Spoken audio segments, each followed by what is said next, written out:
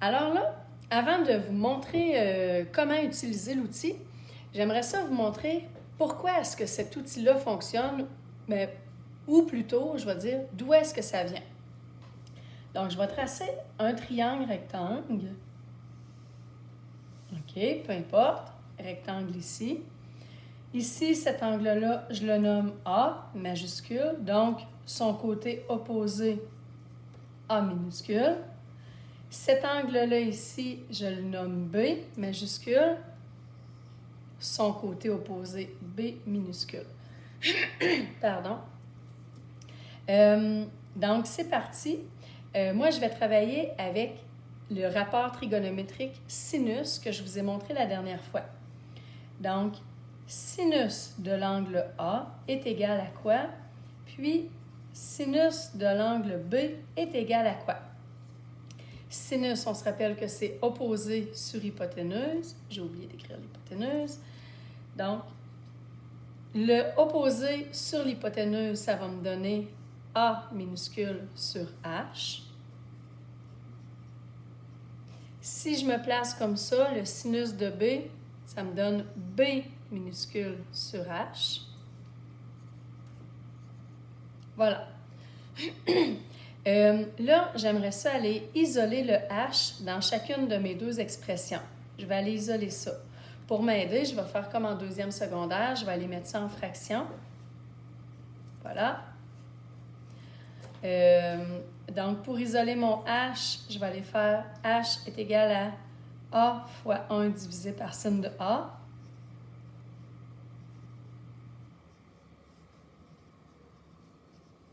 Mon H ici va être égal à B fois 1 divisé par sin de B.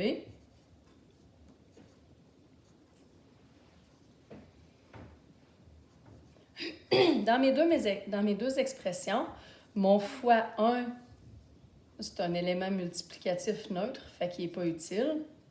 Donc, ça me donne H est égal à A sur sin de A, puis H est égal à B sur sin de B. Sauf que je comprends que c'est deux équations différentes. Sauf que dans les deux cas ici, il s'agit du même H, puisqu'il s'agit de la même hypoténuse du même triangle. Donc, si ce H-là est égal à ce H-là, ce qui est comme évident, bien, nécessairement, par transitivité de l'égalité entre deux équations, les deuxièmes choses ici, ça va être égal aussi. Autrement dit, A sur sin de A est égal à B sur sin de B. On pourrait avoir fini déjà notre loi des sines. Ça s'appelle la loi des sines, loi des sinus. OK? Pour la démontrer, ce que je viens de faire, j'ai besoin d'un triangle rectangle. Pardon, mais pour l'utiliser, je peux l'utiliser avec n'importe quel triangle, comme je l'ai dit au début. Il y a des manuels qui la laissent comme ça. Autrement dit, petit côté sur sinus de son angle opposé est égal à autre petit côté sur sinus de son angle opposé. Il y a aussi d'autres manuels qui la renversent. C'est juste une question d'habitude. Moi, je suis habituée à travailler avec le contraire. Okay? Donc, je vais y aller rapidement en titi, là, juste pour vous le montrer que c'est possible d'inverser. On a déjà appris en deuxième secondaire, entre autres, que dans une proportion, comme c'est le cas présentement, le produit des moyens, donc ça fois ça, fait que A fois sin de B est égal, c'est le produit des extrêmes, est égal au produit des moyens, est égal à B fois sin de A. Je suis encore dans une égalité. Si je veux, je peux aller diviser les deux membres de gauche et de droite par le même terme. Si je fais ça, je vais conserver mon égalité. Fait que tiens, je divise mon équation, chacun des deux membres par A. J'ai le droit, parce que je le fais des deux bords. Puis tiens, je vais aller diviser également par B. Ah, ben j'ai le droit, puisque je le fais de chacun des côtés.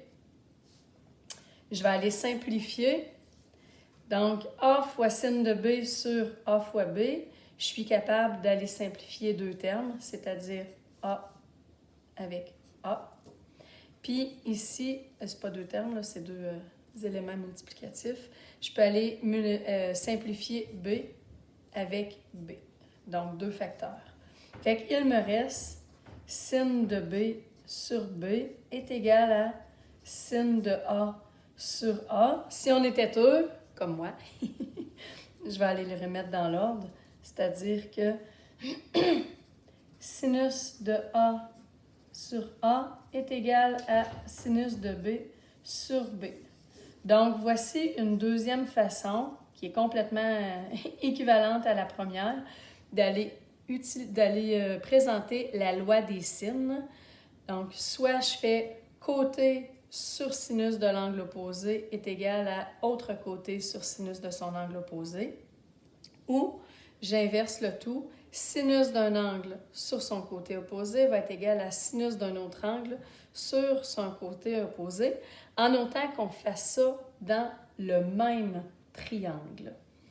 Je peux tout de suite vous faire une petite démonstration de ça. OK. Donc, voici ma démonstration. Je vais revenir sur ma théorie, mais je voudrais vous faire une démonstration tout de suite. Par exemple, dans le triangle qui est là, j'ai un angle de 67. Son côté en face mesure 135. Est-ce que je peux utiliser, quand j'essaie de trouver le bon outil pour résoudre un triangle, c'est-à-dire pour trouver toutes les mesures d'angle puis toutes les mesures de côté, je me pose la question, j'y vais tout le temps dans l'ordre. Premièrement, est-ce que je peux utiliser les rapports trigonométriques habituels sin-costan? C'est toujours le premier outil que j'utilise. Est-ce que je peux? Non, parce que j'ai pas d'angle droit. Bon, je passe au deuxième outil possible. Est-ce que je peux utiliser la loi des sines là-dedans? Donc, pour être capable de le faire, je dois avoir un angle avec son côté opposé. Bon, c'est bien parti. L'angle A, 67, avec son côté opposé. Et est-ce que j'ai une troisième mesure, que ce soit un angle ou un côté? Oui, j'ai un autre angle. Parfait, je peux donc utiliser la loi des sines. Donc, je vais le faire tout de suite. C'est toujours comme je l'ai écrit tantôt. Sin de A sur A est égal à sin de... Ben là, ici, ce sera B. OK? Ce ne sera pas B. Ça va être C. Sin de C sur C. Sinus de A. Fait que j'ai écrit sinus de A qui mesure 67 sur la mesure du côté opposé, 135, va être égal à sinus de C, donc sin de 100, sur C que je cherche. J'aurais pu écrire X, là, mais en tout cas. Et là, on revient en deuxième secondaire, puisque j'ai une proportion et que je dois isoler un des membres de la proportion, c'est-à-dire le C ici. Fait que pour trouver la valeur du C, je pitonne sin de 100 fois 135 divisé par sin de 67 et ça va me donner directement C. Assurez-vous toujours d'être en degrés quand vous voulez faire vos calculs. Si vous êtes en radian ou en gradient, ça ne fonctionnera pas. OK, je suis correct. Je pitonne sin de 100. Moi, quand je pitonne sin de 100, il y a une parenthèse qui s'ouvre avant le 100. Donc, je dois nécessairement la refermer pour pouvoir continuer. Sin de 100 fois 135 divisé par sin de 67, comme ça. Et quand j'appuie sur égal, ça me donne ma réponse qui est de 144,43 mètres. Donc, voilà. faut toujours prendre l'habitude, ben, dans toutes les situations en mathématiques, mais je trouve principalement quand on travaille avec des mesures d'angle ou des mesures de longueur dans un triangle, vérifier si ce qu'on fait, ça a de l'allure. Est-ce que ça, c'est comme possible que ça mesure 144 mètres? Si ça mesure 135, ben oui, ça a du bon sens. Donc voilà, on vient d'utiliser pour la première fois la loi des sines.